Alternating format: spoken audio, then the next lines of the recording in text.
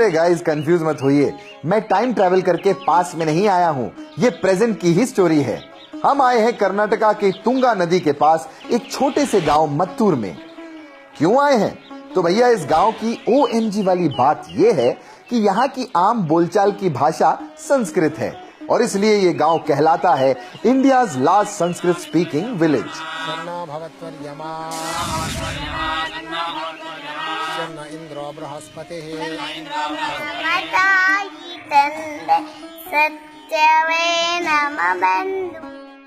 जी हाँ, यहाँ के बच्चे बूढ़े जवान सब हैं संस्कृत लैंग्वेज के विद्वान।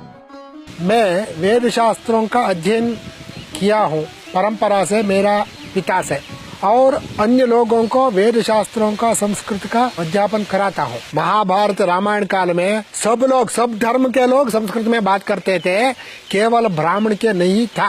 परंतु कालांतर में अन्य लोगों का इच्छा केवल धन से हुआ, केवल प्रापंचिक सुख से हुआ, इसलिए सब लोग संस्कृत को छोड़ दिया।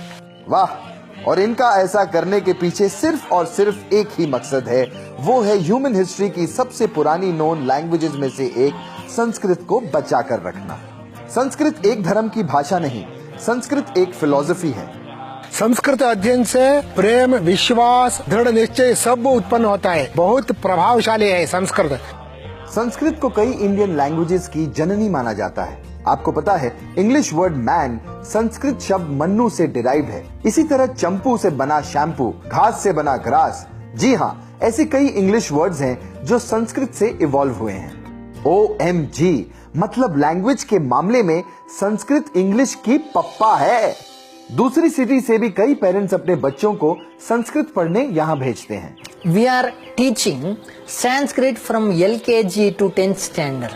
Each and every day, one period for Sanskrit. That's why all students are able to speak Sanskrit. That's why Sanskrit is living language in Mattur. लेकिन अगर आप संस्कृत सीखना चाहते हैं और मेहनत करने को तैयार हैं, तो मत्तूर विलेज आएं और फ्री में सीखें। संस्कृत सीखने के लिए केवल 15-20 दिन चाहिए, परंतु उस पर नियम है इधर ही रहना, सदा संस्कृत में ही बोलना, संस्कृत को सुनना। जो विदेशी लोग हैं और हमारा देश के लोग हैं और विदेश में बसे हुए हमारा देश के लोग, उनको भी स्काइप में मैं निःशुल्क संस्कृत का अध्ययन कराता हूँ। क्या बात है गुरुजी, घर बैठे बैठे 20 दिनों में संस्कृत का ज्ञान। मत्तूर में ना ही कोई होटल है, ना ही कोई रेस्टोरेंट और ना ही कोई गेस्ट हाउस।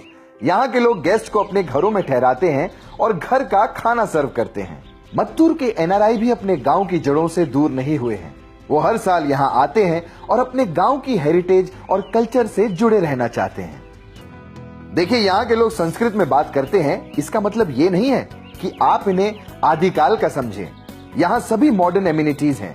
बच्चे मॉडर्न गैजेट्स यूज करते हैं। यहाँ वैदिक मंत्रों के उच्चारण की गूंज भी है और 21st सेंचुरी की सारी फैसिलिटीज भी। संस्कृत एक खुली सोच की भाषा है, जिस सोच को इस गांव के लोग युगों तक बरकरार रखना चाहते हैं। संस्कृत भाषा को 21st सेंचुरी में भी बनाए रखने का जो एफर्ट इन लोगों ने किया है, सच में उसकी जितनी सराहना की जाए उतनी कम है।